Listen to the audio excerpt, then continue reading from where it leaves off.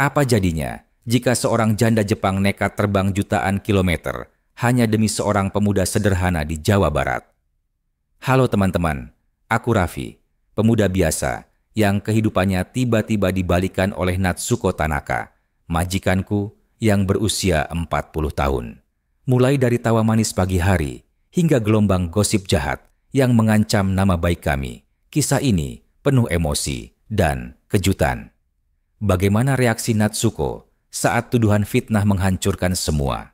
Dan apakah cinta, kejujuran, serta kekuatan media sosial mampu menyelamatkan kami dari jurang kehancuran? Sebelum kita lanjut, tekan tombol subscribe dan aktifkan loncengnya. Aku tidak pernah menyangka hidupku yang sederhana ini akan berubah begitu cepat. Namaku Raffi, pemuda asal sebuah desa kecil di Jawa Barat.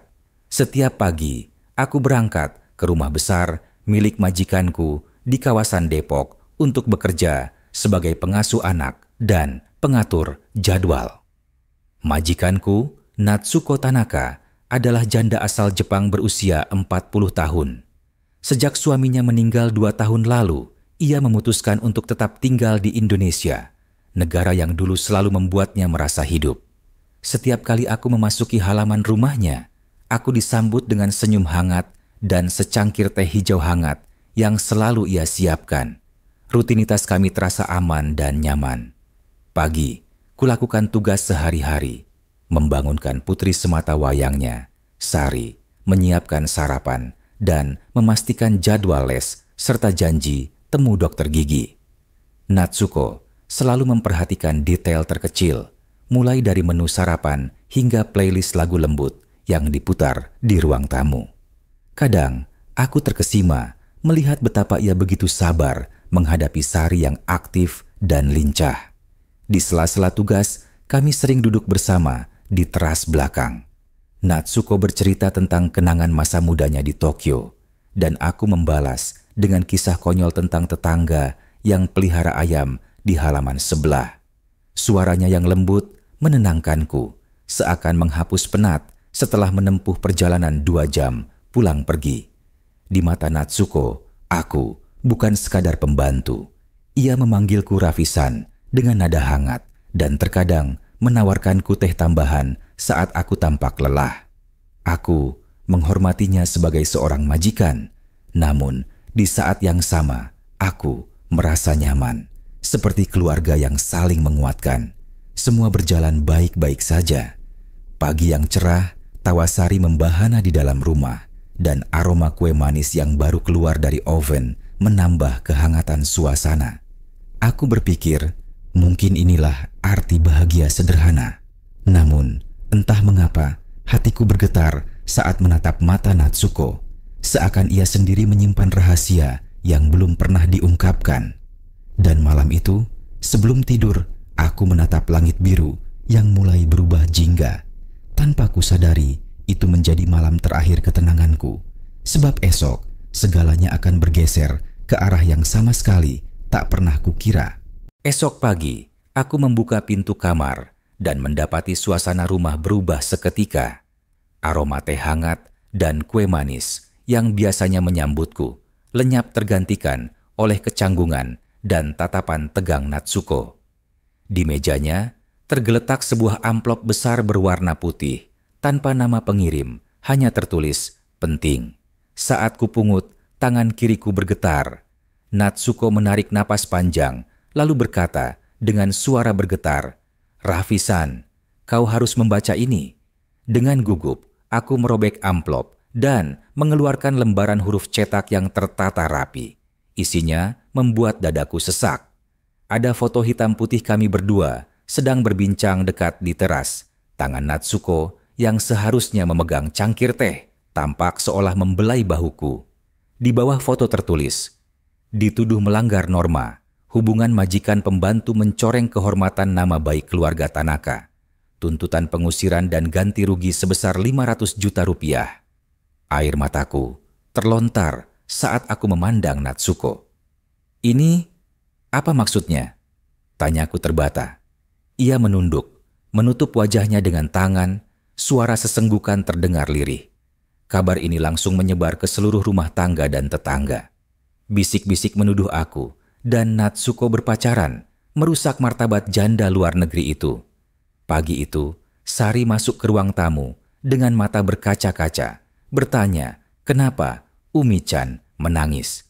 Hatiku hancur mendengar suara kecilnya. Seiring rumor tersebut memuncak, agensi tempat Natsuko terdaftar sebagai konsultan budaya tiba-tiba membatalkan semua jadwalnya, karirnya, taruhannya.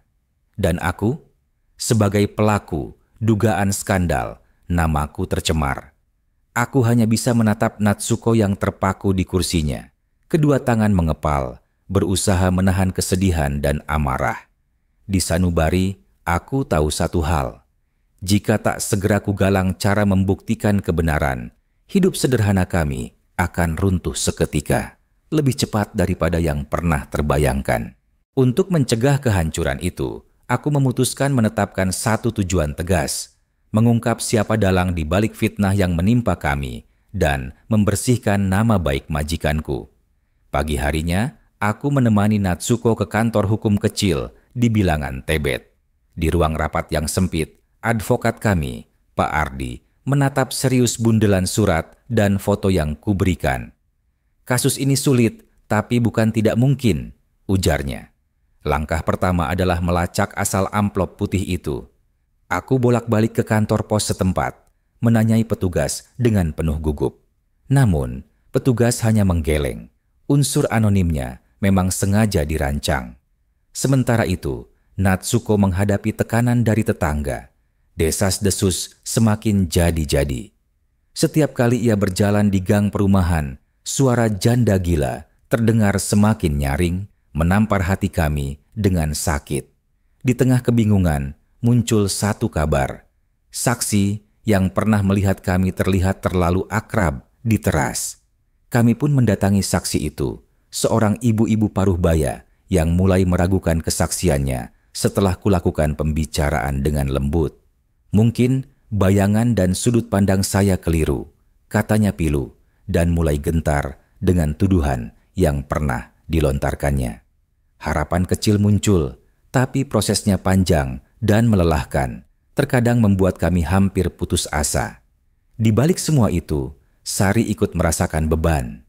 Anak kecil yang biasanya ceria, kini sering tiba-tiba diam menatap jendela, bertanya, "Raffi-san, Umi-chan akan didepak dari sini."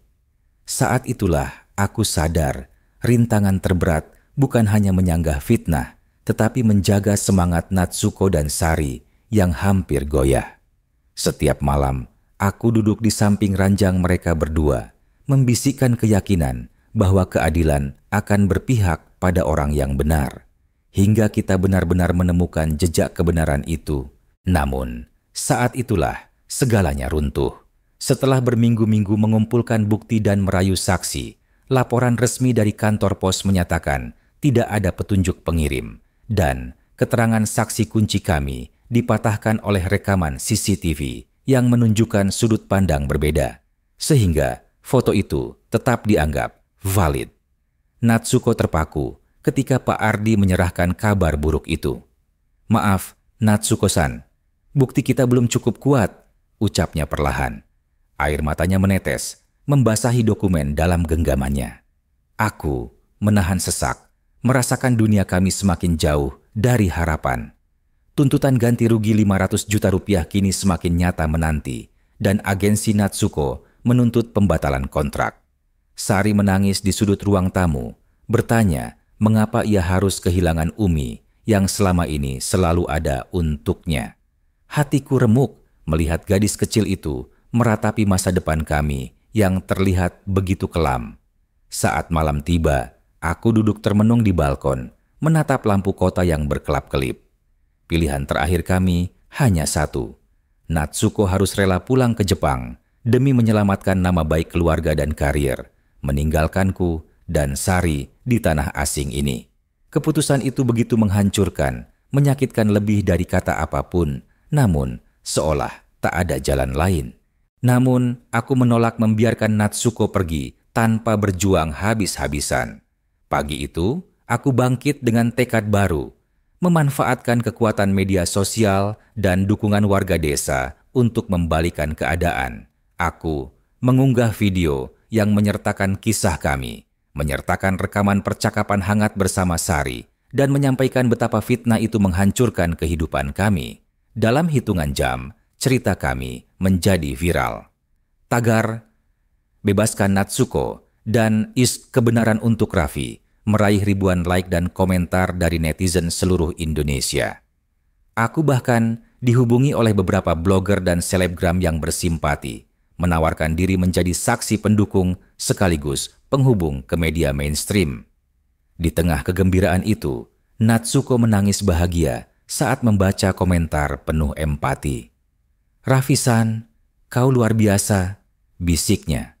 Hatiku hangat, merasa bahwa cinta dan kepercayaan kami telah membangkitkan semangat banyak orang.